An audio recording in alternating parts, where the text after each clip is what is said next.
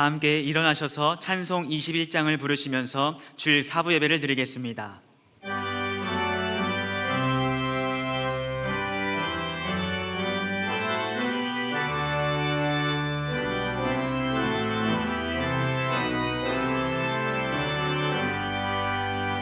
다 찬양하여라 전능왕 창조의 주께 내 원하 주 찬양 평강과 구원의 주님 성도들아 주 앞에 이제 나와 즐겁게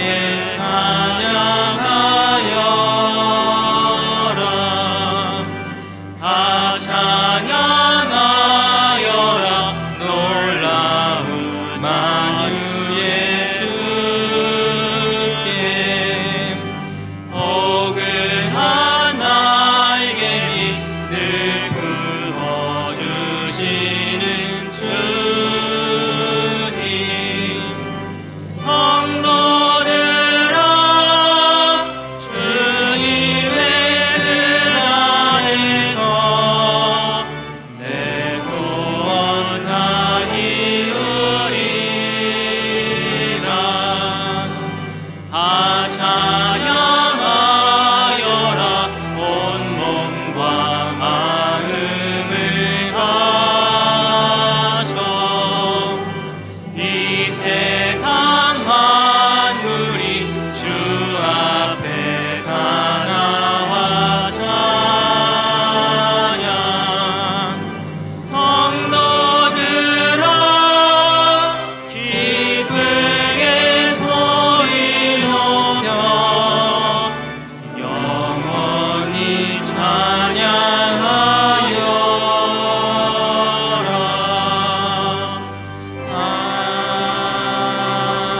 아멘.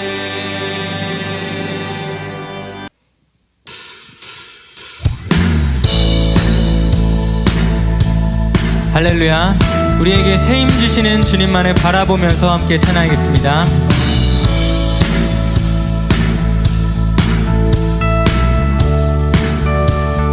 새 힘 얻으리 새 힘 얻으리 주를 바랄 때 주를 바랄 때 우리 주를 바랄 때 새 힘 얻으리 주를 바랄 때 주를 바랄 때 주님 통치하시는 주님 통치하시네 소망 구원 주시는 당신은 영원하신 주 내 영원하신 주 지치지 않으시는 주님 약한 자 방패 되시며 위로자 되신 주 독수리 같은 힘주 새 힘 얻으리 새 힘 얻으리 주를 바랄 때 주를 바랄 때 우리 주를 바랄 때 새 힘 얻으리 주를 바랄 때 주를 바랄 때 주님 통치하시네 주님 통치하시네 소망 구원 주시는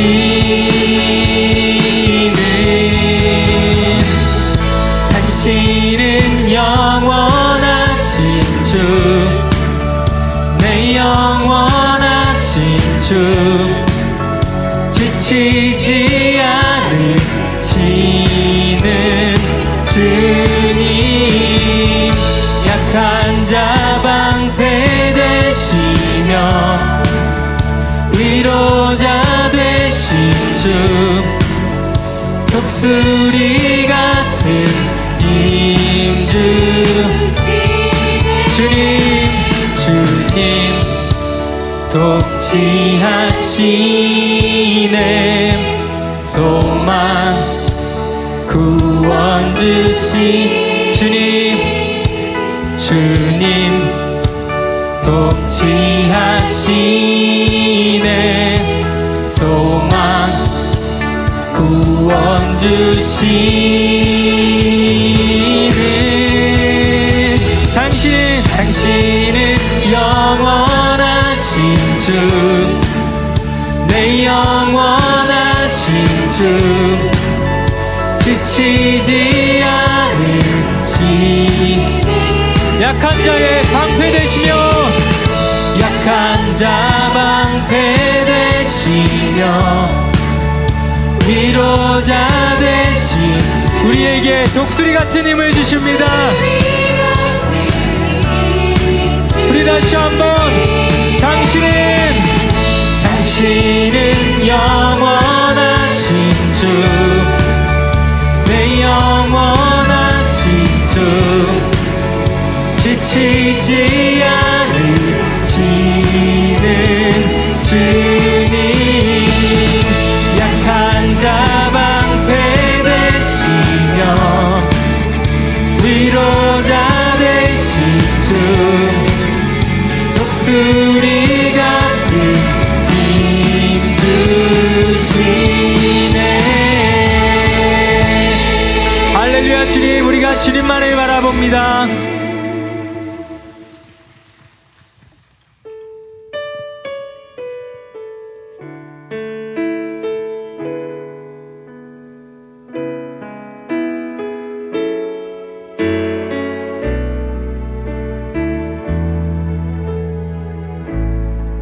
소망 없는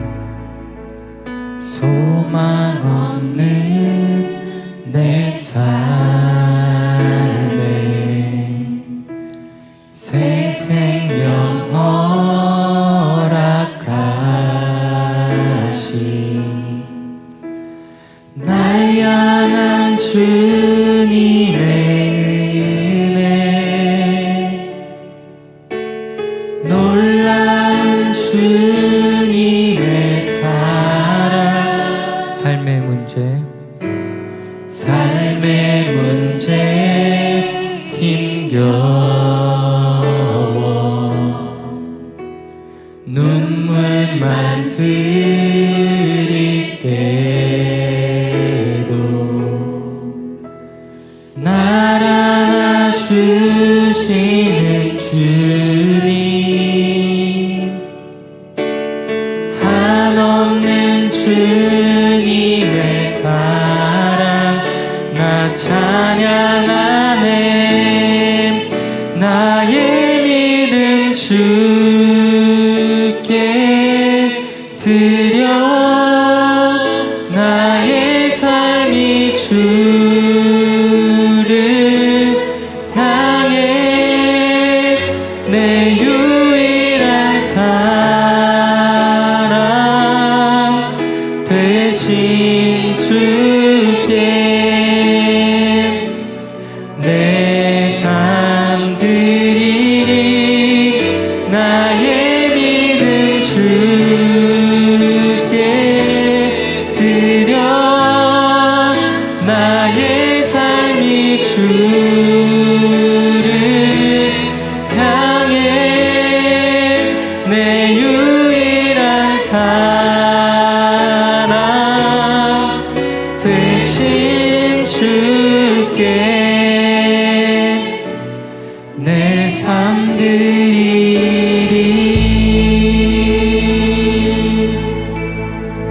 삶의 문제 힘겨울 때에도 삶의 문제 힘겨워 눈물만 들일 때 이 시간 날 안아주시는 주님 날 안아주시는 주님 한없는 주님의 사랑 우리가 그 사랑을 찬양합니다. 나 찬양하네 나의 믿음 주께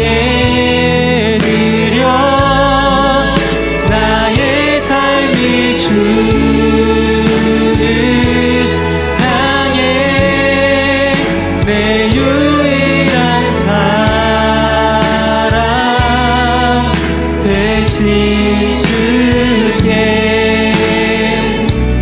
내 삶 드리리 나의 믿음 주께 드려 나의 삶이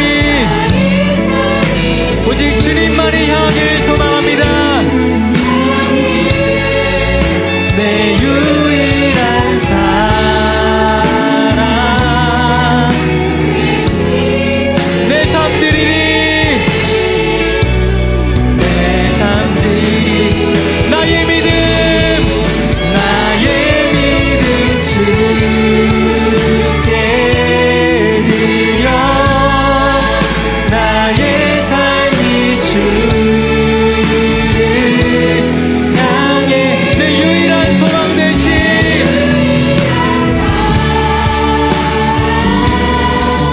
대신 주께 내 삶 드리리 내 삶 드리리 나의 믿음 주께 드려 나의 삶이 주를 향해 내 유일한 사랑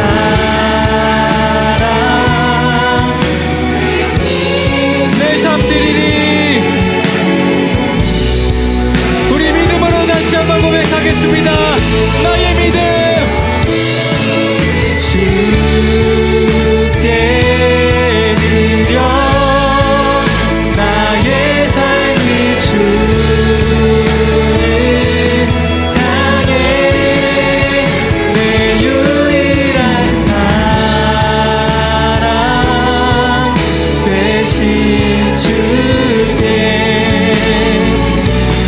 내 삶 드리리 나의 믿음 주께 드려 나의 삶이 주를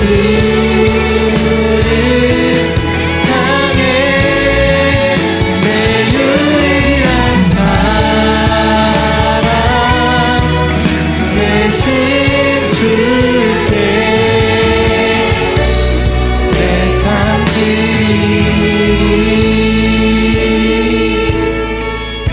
이 시간 함께 오늘 드릴 예배를 위해서 간절히 기도하며 나아가겠습니다. 하나님 말씀은 마태복음 20장 25절에서 28절까지 말씀입니다. 신약성경 34페이지입니다.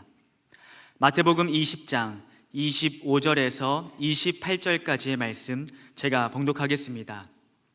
예수께서 제자들을 불러다가 이르시되 이방인의 집권자들이 그들을 임의로 주관하고 그 국원들이 그들에게 권세를 부리는 줄을 너희가 알거니와 너희 중에는 그렇지 않아야 하나니 너희 중에 누구든지 크고자 하는 자는 너희를 섬기는 자가 되고 너희 중에 누구든지 으뜸이 되고자 하는 자는 너희의 종이 되어야 하리라.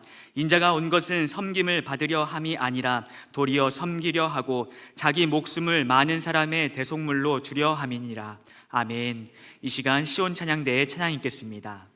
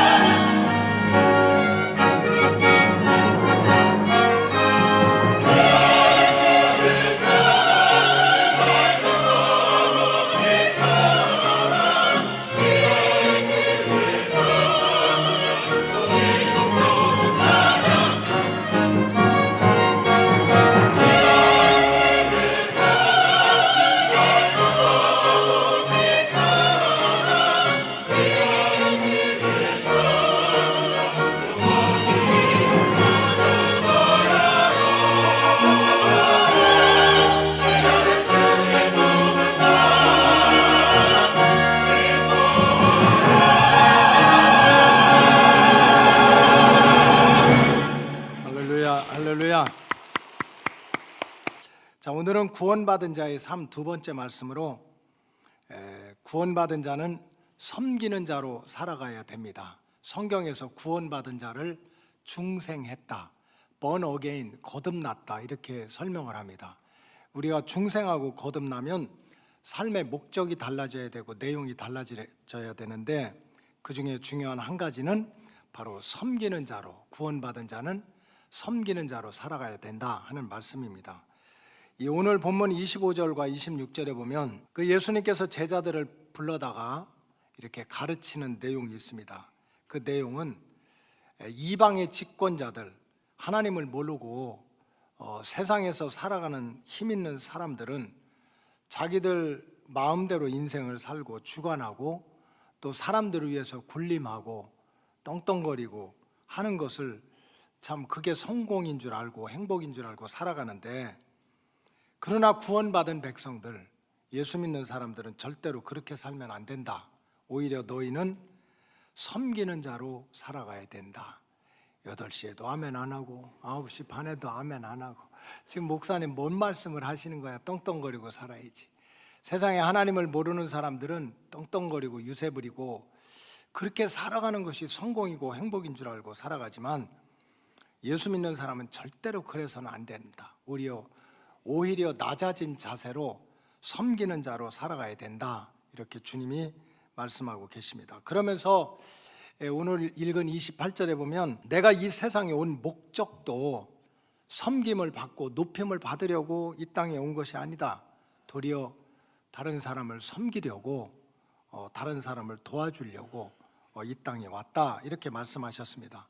사실 예수님은 30살까지는 아버지 그 목수 그 요셉의 밑에서 아버지를 잘 도와줬지만 30살에서 33살까지를 공생에 이제 하나님의 뜻을 이루기 위해서, 구원의 역사를 이루기 위해서는 공생애라고 그러는데 3년 동안은 정말 바쁘게 사셨습니다. 새벽에 일찍 일어나서 기도하시고 또 밤이 늦도록 또 기도하시고 식사할 겨를도 없이 그렇게 바쁘게 사셨습니다. 그런데 그렇게 해서 가정에서 가정으로, 마을에서 마을로, 참 도시에서 도시로 많은 사람들을 만나러 다녔는데 그것은 다른 게 아닙니다. 사람들한테 박수를 받고 높임을 받고 표를 받고 세움을 잇기 위해서 그렇게 예수님이 바쁘게 다닌 게 아닙니다. 오히려 많은 사람들을, 약하고 병들고 힘들어하는 많은 사람들을 도와주고 섬기려고 이 땅에 오셨습니다. 많은 병자들을 만나서 손도 잡아주시고 아픈 곳을 만져주시고 치료하면서 섬겼고, 또 이 땅을 살아가려면 이 마음이 가시덩굴과 웅컨기처럼 상처받고 고통받은 심령들이 얼마나 많습니까? 사람들한테 외면하고, 그런 사람을 예수님은 일부러 찾아가셔서 그 상한 마음을 위로하시고 섬기면서 공생애를 사셨습니다. 심지어 죄가 많다고 손가락질을 받는 세리와 창녀까지 불쌍히 여기시면서 섬기시는 일을 계속하셨습니다. 그리고 요한복음 13장에 보면은 예수님께서 십자가에 달려서 돌아가시기 전에 유월절의 만찬을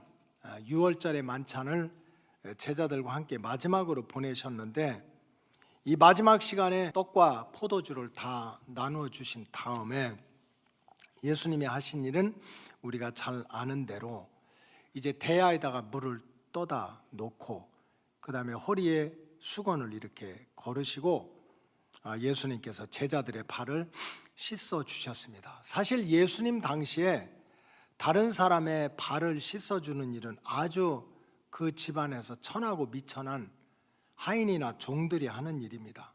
근데 예수님이 도리어 종의 모습을 가지고 제자들의 발을 씻겨주시는 그러한 섬기는 일을 하셨습니다. 요한복음 14장 4절이 그런 내용입니다. 저녁 잡수시던 자리에서 일어나 겉옷을 벗고 또 수건을 가져다가 허리에 두르시고, 5절에 이에 대야에 물을 떠서 제자들의 발을 씻으시고 그 두르신 수건으로 닦기를 시작했다. 제자들이 얼마나 죄송했겠습니까? 제자들이 얼마나 놀랐겠어요? 이거는 종이나 하는 일인데. 그리고 14절에 내가 주와 또는 선생이 되어 너희들이 나를 주님이라고 부르잖아. 선생님이라고 부르잖아. 그래도 너희의 발을 씻었으니 너희도 서로 발을 씻어주는 것이 옳으니라. 너희들이 나를 진정으로 주님을 믿고 선생으로 그렇게 따른다면 내가 이렇게 낮은 자리에서 섬기는 모습으로 발을 씻어주는 것처럼 너희들도 그렇게 섬기는 자로 살아가는 것이 옳은 일이다. 옳은 일이다. 그래서 15절에 내가 너희에게 이렇게 행한 것 같이 너희도 행하도록 내가 이렇게 본을 보여주셨다. 즉 예수님은 마지막 순간까지 직접 말로만 아니라 몸으로 섬기는 모습을 보면서 너희들을 나를 진정으로 사랑한다면, 예수님의 제자가 되기를 원한다면 낮은 자리에서 섬기는 자의 모습으로 살아가라, 이러한 말씀을 몸으로 보여주셨습니다.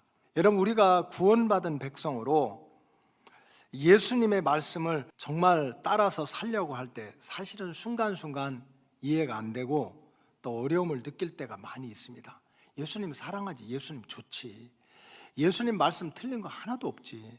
그런데 우리가 예수님의 말씀대로 살아가려면 그게 도리어 참 힘이 들고 어려울 때가 있습니다. 왜냐하면 예수님의 말씀 중에는 세상적으로는 너무 맞지 않는 말씀이 너무 많은 거예요. 세상적으로는 우리가 열심히 노력하고 또 공부도 하고 최선을 다해서 사는 이유 중에 하나는 그래도 세상에서 무시받지 않고 좀 떵떵거리고 좀 존중받는 그러한 삶을 살기 위해서 우리가 노력하는 거 아닙니까? 근데 예수님은 오히려 너희는 세상 사람들하고 달라야 돼. 세상에 힘 있는 자는 떵떵거리고 유세 부리고 막 군림하고 권세를 부리고 이러려고 사는데 너희들은 그렇게 하면 안 된다. 오히려 낮은 자세에서 섬기는 자로 살아가야 돼 하고 말씀을 하니, 이게 정서적으로 우리가 주님을 안 믿는 게 아닌데, 사랑하는 게 하지 않는 게 아닌데도 정서적으로 받아들이기가 너무 어려운 거예요. 너무 어려워. 그래서 신앙생활이 어렵지. 또 어떻게 생각해 보면은 주님의 말씀대로 따라 살으면요 우리가 빈털터리가 될 것 같아. 맨날 손해보고 주님 말씀대로 그대로 산다면 매번 손해보는 일만 당하다가 이거 빈털터리가 되는 게 아닌가, 이런 걱정도 앞섭니다. 마태복음 5장 38절에 보면 또 눈은 눈으로 이는 이로 갚으라 했다는 것을 너희가 들었다. 세상은 바보는 당해. 그러니까 그냥 눈은 눈으로 이는 이로, 나를 때리면 때리고 나를 누르면 누르고 같이 그렇게 대항하고 살아야지. 안 된다 이런 말이 있지만 너희는 그렇게 살면 안 된다는 거예요. 39절에 보면 나는 너희에게 이르노니 악한 자를 대적하지 말라. 이거 얼마나 힘든 얘기입니까? 나를 괴롭히는 사람 때문에 잠도 안 오고 밥도 못 먹고, 그런데 대적하지 말라고 그래요. 누구든지 내 오른뺨을 치거든 왼뺨도 돌려대라. 자, 실습 서로 쳐다보세요. 실습. 말씀은 실습해야 돼. 자, 이 시간 귀시자되게 한 대씩 올리세요. 이게 예수님 말씀이야. 한 대 오른뺨 딱 치면 왼뺨도 돌려대라. 이거 누구 맞아 죽을 일이 있습니까?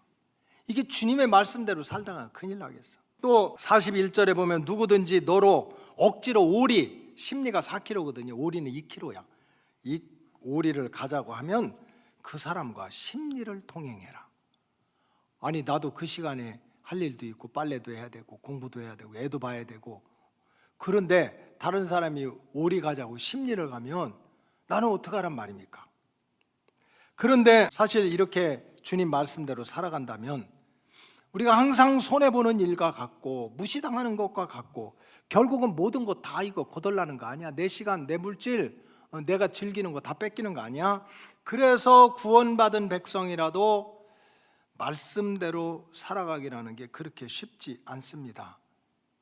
그럼에도 불구하고 우리가 구원받은 백성으로 주님의 말씀을 존중하고 또 말씀대로 살려고 노력해야 되는 이유가 있습니다. 그것은 그래도 나를 사랑하실 때 죽기까지 사랑하시고 세상 끝날까지 내가 성공하든지 실패하든지 사람들한테 박수를 받든지 멸시천대를 받든지 세상 끝날까지 내 편이 되어 주셔가지고 나와 함께 하실 분은 오직 예수님밖에 없습니다.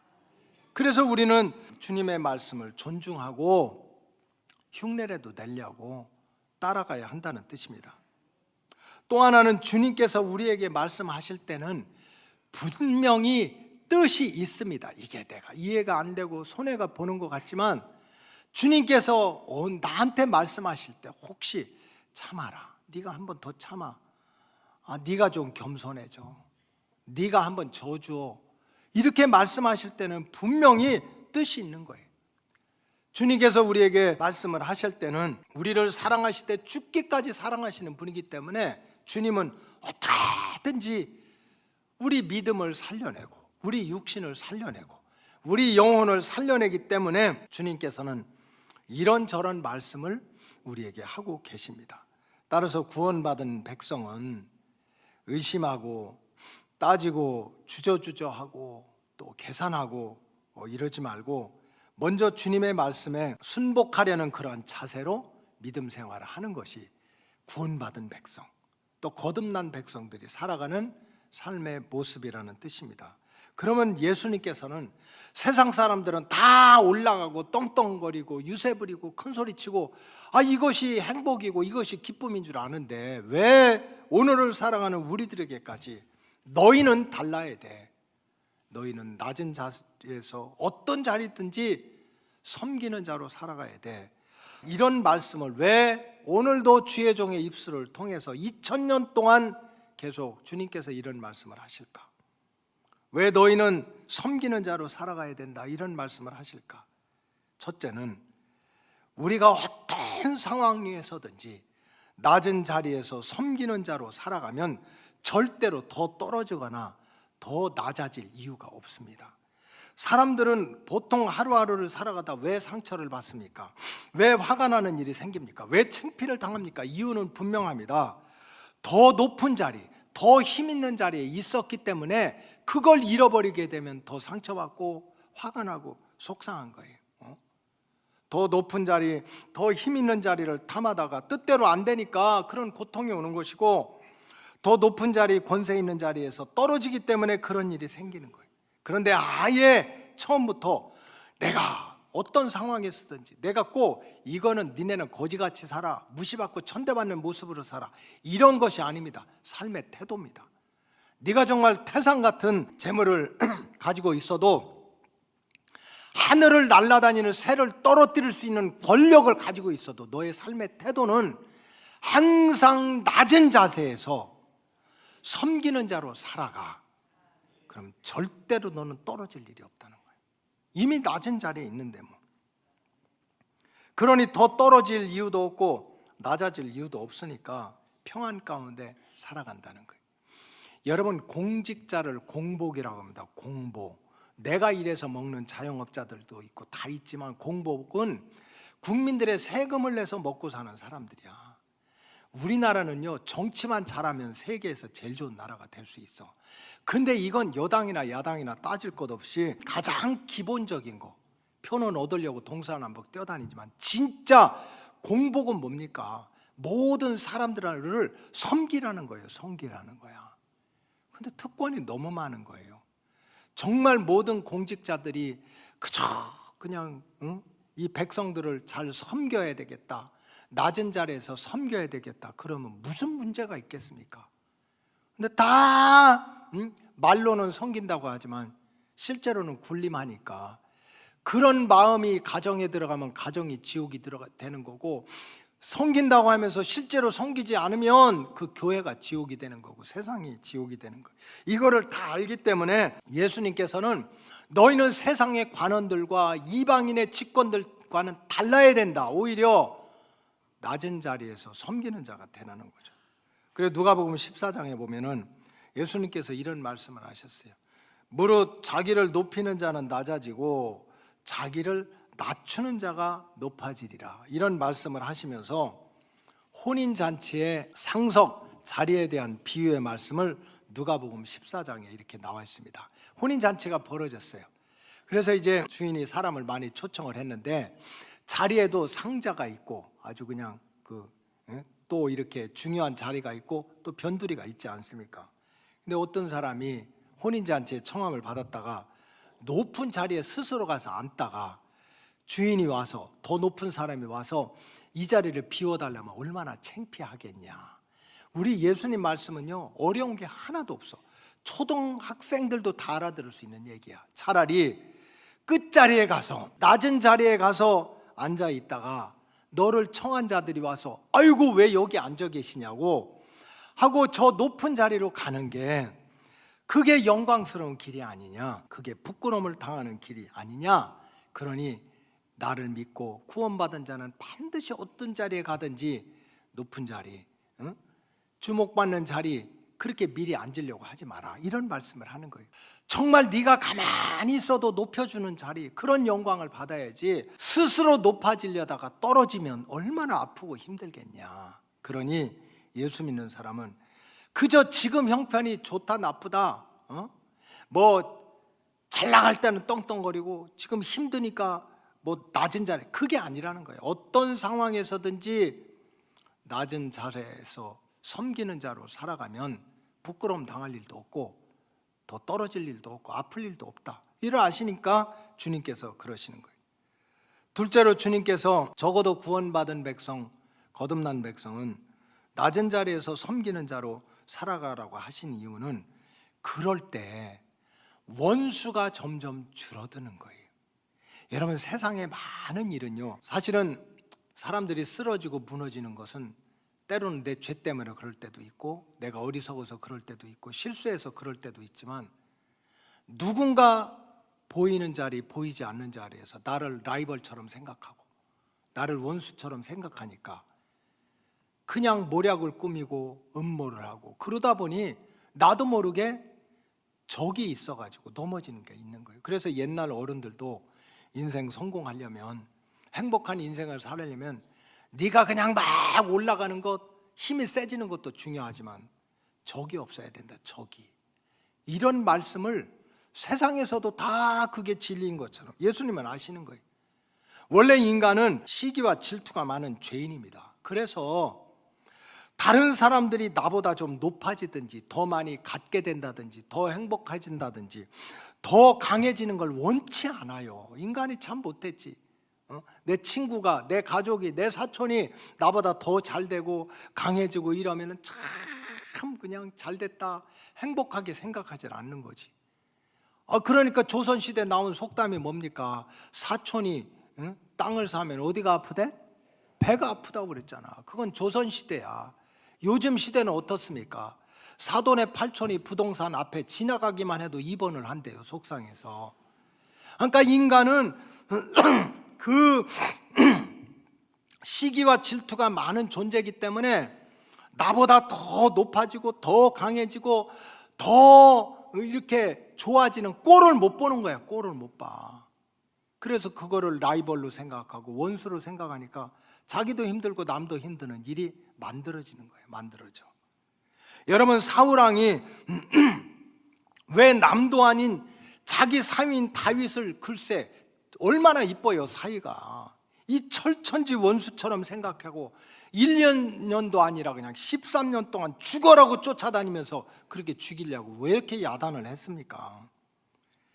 그것은 백성들이 부른 노랫가락 한 자락 때문에 그래요. 백성들이 그냥 정말 블레셋 군대 물리친 거를 갖다가 고맙게 생각해가지고 사울이 죽인 자는 천천히요 다윗이 죽인 자는 만만이라고 하는 이 백성들, 그래 소리, 이거 그냥 지나가는 거 아닙니까? 그런데 그 소리를 듣고 사울이 뒤집어지는 거예요. 이러다가 다윗이 더 높아지겠구나, 다윗이 더 강해지겠구나, 다윗이 더 세지겠구나 하는 두려움 때문에 자기 사위인 다윗까지도 뭘로 생각한 거예요? 원수로 생각한 거죠, 원수로. 그러니 자기도 죽고 남도 괴롭히는 그런 고통이 싹트게 된 것입니다. 적이 많아지면 나도 힘들고 남도 힘든 거예요.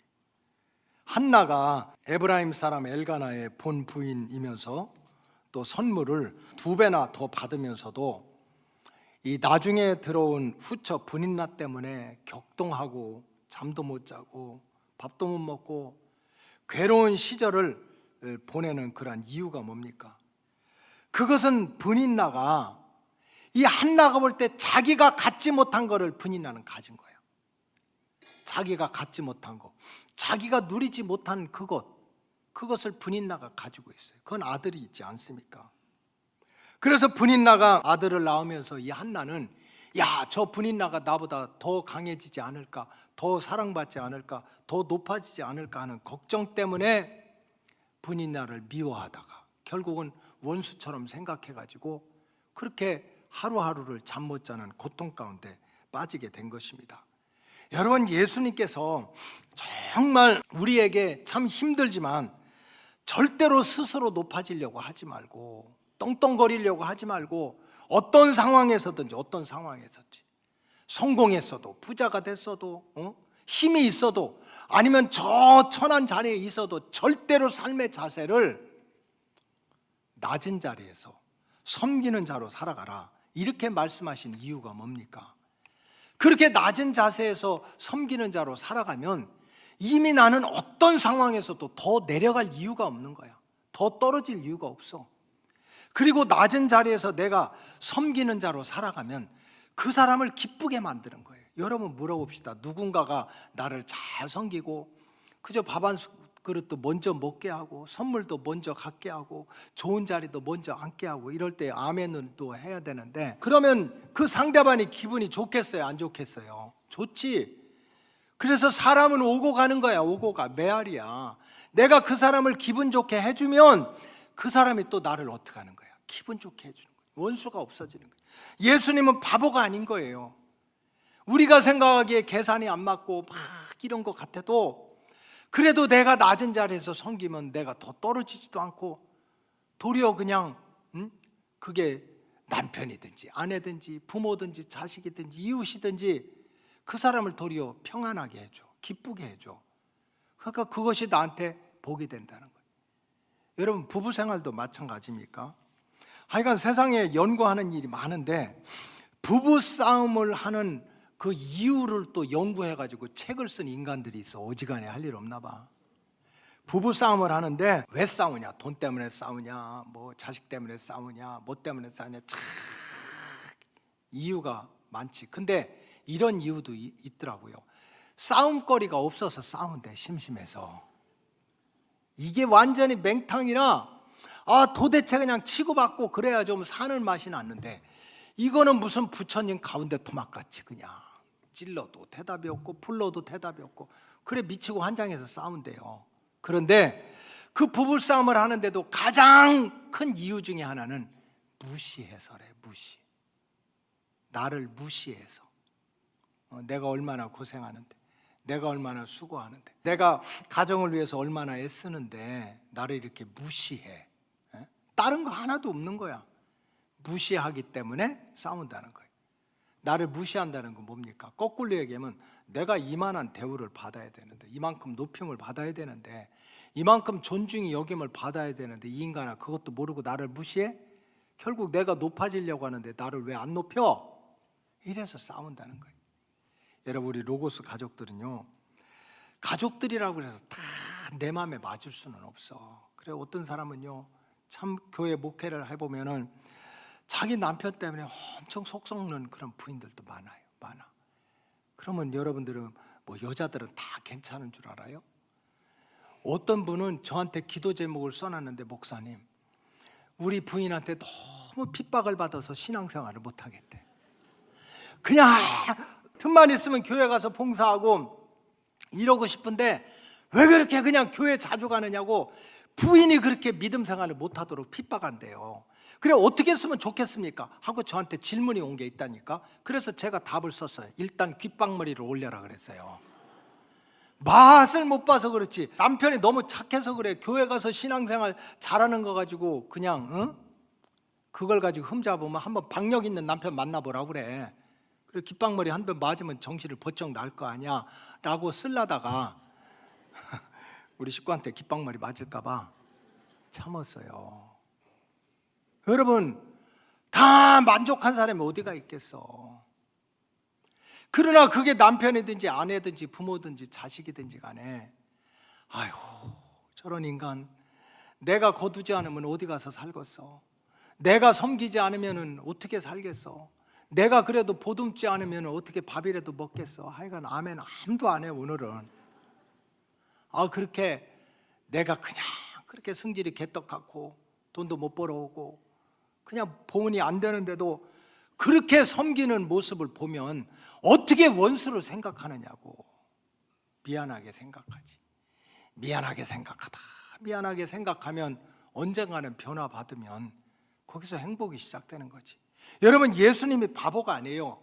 우리가 계산하면 절대로 손해보는 것 같고 망하는 것 같은데도 어떤 자리에서, 어떤 환경에서, 어떤 위치에서든지 좀 낮은 자세에서 섬기는 자로 살아가라고 하는 것은, 그럴 때 우리와 싸움거리가 되는 원수들이 점점 사라지고 더 떨어질 자리가 없고, 그러니까 그것이 도리어 우리에게 평안의 길이라는 거예요. 그리고 주님께서 우리가 낮은 자리에서 섬기는 자로 살아가는 결정적인 이유는, 우리가 섬기는 자로 살아갈 때 하늘의 복과 땅의 복이 열리기 시작한다는 거예요. 하늘로부터 내려오는 복도, 땅에서부터 올라오는 복이 넘쳐난다는 거예요. 앞에서 말씀드렸지만 우리가 어떤 상황에서든지 낮은 자리에서 섬기는 자로 살아가게 되면 더 떨어질 일이 없잖아요. 땅에서도 원수 맺는 일이 없잖아요. 그러니까 늦지만 땅에서도 평안의 길이 열리는 거예요. 그 다음에 성경 말씀에 보면 오히려 하나님께서 섬기는 마음으로 살아가는 자를 절대 외면하지 않고 더 신경 쓰고 간섭해서 높여주시고 세워주시는 일을 하나님이 직접 하시겠다는 거예요. 여러분, 초대교회도 마찬가지고 영적인 것도 수준이 있어요.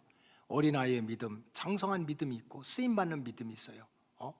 그렇게 믿음이 올라감에 따라서 초대교회도 직분자를 세워서 집사를 세우고 장로를 세우고 그렇게 영적인 일꾼을 세우는데도 가장 중요하게 생각했던 것은 뭡니까? 절대로 믿음이 있다고 직분을 이렇게 올라간다고 유세 부리지 말라, 떵떵거리지 마라. 도리어 낮은 자리에서 겸손한 모습으로 섬기는 자가 되라. 그러면 하나님이 너를 높여줄 거라는 거예요.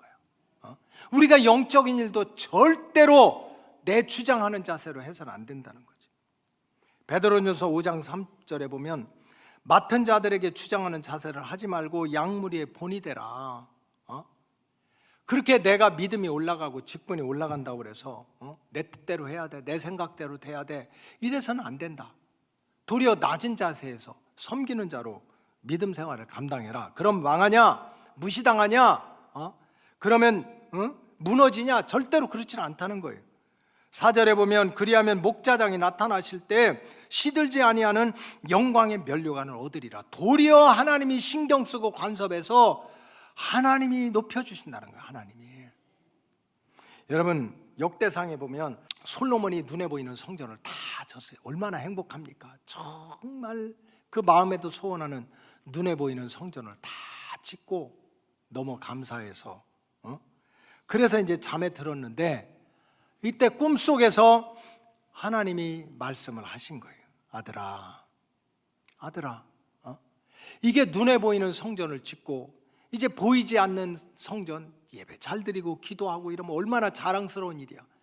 얼마나 참 폼낼 일이야. 얼마나 참 보람 있는 일이야. 근데 하나님은 다른 얘기를 하시는 거예요. 비록 눈에 보이는 성전을 잘 짓고 보이지 않는 성전을 잘 쳐도 어려운 일을 당할 때가 있다는 거예요. 여러분, 내가 믿음 생활 잘하면, 교회 생활 잘하고, 사람들이 눈에 보이는 교회 생활 잘하고, 보이지 않는 정말 하나님과 나 사이에 그렇게 믿음 생활을 잘하면 만사가 형통입니까? 어려운 일은 안 생깁니까? 있다는 거야. 눈에 보이는 성전을 잘 짓고 보이지 않는 성전을 잘 져도 반드시 육신에게는 어려운 일을 당할 때가 있다. 그런 내용이 역대하 7장 13절에 이렇게 나옵니다. 혹 내가 하늘을 닫고 비를 내리지 아니하거나, 혹 메뚜기들에게 토산을 먹게 하거나, 혹 전염병이 내 백성 가운데 유행하게 할 때, 여기에 혹 그건 뭡니까? 혹시 그럴 때도 있다는 거예요. 눈에 보이는 성전 잘 짓고 눈에 보이지 않는 성전 예배 잘 드리고 막 골방에 들어가서 기도하고 남들 모르게 헌신해도 혹시 이런 일이 생길 수가 있다. 하늘에 비가 안 내린다든지, 1년 동안 농사 졌는데 메뚜기들이 와서 그냥 그 열매를 다 걷어가 버린다든지, 전염병이 돌아가지고 막 쓰러진다든지, 이런 일이 있을 때 어떡하냐? 정말 하나님 믿는 사람들은 원망하고 불평하고 누구 때문에 그래 이래서는 안 된다는 거예요. 14절에 보면 내 이름으로 일컫는 내 백성이 그들의 악한 길에서 떠나, 적어도 예수 믿고 구원받고 거듭난 백성들은 악한 길, 남 원망하지 말고 이것이 내가 부족해서 그렇다 그렇게 생각하고 스스로 낮추고 기도하여, 옛날 성경에는 겸비, 스스로 낮추고 기도하여 내 얼굴을 찾으면 내가 하늘에서 듣고 그들의 죄를 사하고 그들의 땅을 고쳐주겠다. 땅은 흙입니다. 육체를 뜻해요. 땅은 세상이야. 혹시 내가 눈에 보이는 성전 잘 졌어, 눈에 보이지 않는 성전을 잘 짓는데도 혹시 우리가 사업이 안 될 때가 있고 가정이 불행할 때가 있고 병이 찾아올 때가 있고 기근이 올 때가 있으면 그때 다른 거 생각하지 마. 이거 내가 부족해하고 스스로 낮아져서 하나님을 찾으면 하나님이 보시겠다는 거야. 하나님이 들으시겠다는 거야. 하나님이 간섭하시겠다는 거예요. 하나님이 고쳐주시겠다는 거예요. 그래서 정말 믿음 있는 성도, 구원받은 성도는 믿음이 좋아지고 귀한 사명의 자리에 올라가는 만큼 더 낮은 자리에서 섬기는 자가 돼야 되고, 혹시나 인생의 풍풍파와 시련이 찾아오더라도 변함없이 더 낮고 낮은 그러한 섬기는 자로 살아가야 된다. 그러면 하나님이 보신다. 하나님이 간섭하신다. 하나님이 고쳐주신다는 거예요. 여러분, 그런데 신앙생활을 우리가 거꾸로 할 때가 얼마나 많습니까? 우리는 예수 믿고 예수님의 제자인데 예수님은 낮아져라 하는데 마귀는 어떡합니까? 올라가라 그러는 거예요. 아주 천지 창조 때부터 마귀는 처음부터 속이는 자고 우리를 망하게 하는 자입니다. 그래서 우리를 망하게 하기 위해서 하는 가장 귀한 전략이 뭡니까? 네가 제일 잘났다는 거예요. 네가 올라가라는 거예요. 저 높은 자리까지 올라가라. 어느 자리까지? 하나님의 자리까지 올라가라는 거예요. 너무 좋지. 나를 높여주고 세워주는 말인데 얼마나 좋습니까? 그런데 그거는 뭡니까? 결국 나를 망하게 하는 거예요. 근데 예수 믿으면서 예수를 따르는 것이 아니라 이렇게 마귀를 따르는 사람들이 너무 많은 거예요. 여러분, 우리 신앙생활이라고 하는 것은 예수님을 본받고 또 예수님의 마음을 따라가는 거예요. 예수님의 말씀을 우리가 다 순종하진 못하더라도 예수님의 마음이라도 본받아야지. 예수님의 마음은 어떤 마음입니까? 빌립보서 2장 6절에 보면 그는 근본 하나님과 본체셨대. 성부 성자 똑같은 분이셨대. 그런데 하나님과 동등됨을 취할 것으로 여기지 아니하시고 7절에 오히려 자기를 비워 종의 형체를 가지고 사람들과 같이 되셨대. 하나님이신데 저 높은 곳에 계신 분이 내려왔다는 거예요. 마귀는 우리로 올라가라고 그러고 내려와서 8절에 사람의 모양으로 나타나사 자기를 낮추시고 죽기까지 복종하셨으니 곧 십자가에 죽으심이라. 적어도 우리를 죽기까지 사랑하시고 세상 끝날까지 함께 하시는 예수님은 저 높고 높은 보좌 위에서 내려와서 낮은 자세로 섬기는 자리로 죽기까지 복종하셨다는 거예요. 그래서 예수님의 인생은 끝났습니까? 십자가에 달려서 끝났습니까? 그게 아닙니다. 9절에 보면 이름으로 하나님이 그를 지극히 높여 모든 이름 위에 뛰어난 이름을 주사 10절 하늘에 있는 자들과 땅에 있는 자들과 땅 아래에 있는 마귀 사탄들까지도 예수님의 무릎을 예수님 앞에 꿇게 됐다는 거예요. 이것은 곧 정말 예수 믿는 사람들은 예수님의 마음을 본받아서 낮아지고 섬기는 자로 살아가면 절대로 하나님이 가만히 계시지 않는다는 거예요. 하나님이 도리어 높여주시고 세워주시는 은혜로 채워주신다는 말씀입니다. 우리 신앙생활은 거꾸로 해서는 안 됩니다. 우리가 예수 믿으면서 마귀를 따라가면 안 되지 않습니까? 마귀는 계속 네가 제일 잘 나간다, 네가 높아져야 돼, 네가 박수를 받아야 돼, 너만 그냥 섬김을 받아야 돼, 이러다가 망하게 하지만 예수님은 그게 아닙니다. 낮은 자리에서 섬기는 자의 자세로 살아가는 게 속는 것 같고 손해보는 것 같고 억울한 일을 당하는 것 같지만 도리어 땅에서도 복의 문이 열리고 하늘의 문이 열려서 하나님이 도리어 간섭하시고 갚아주시고 세워주신다는 그런 말씀입니다. 우리 1년 동안 우리 로고스 가족들 모두가 하나님께서 세워주시고 또 하나님께서 높여주시는 그러한 은혜와 축복을 누리기 위해서 항상 어떤 자리에서든지 낮은 자세로 섬기는 자로 살아가시기를 주님의 이름으로 축복합니다. 기도하겠습니다. 하나님 감사합니다. 교만은 패망의 선봉이고 겸손은 하늘문을 여는 열쇠라고 말씀해 주신 주님, 우리 로고스 가족들이 구원받은 백성으로 거듭난 백성으로 내가 어떤 환경 어떤 위치에 있더라도 항상 낮은 자세에서 섬기는 모습으로 살아가서 땅에서도 복을 받고 하나님께서 책임지는 복된 한 해가 될 수 있도록 축복해 주시옵소서. 감사하며 예수님의 이름으로 기도하옵나이다. 아멘.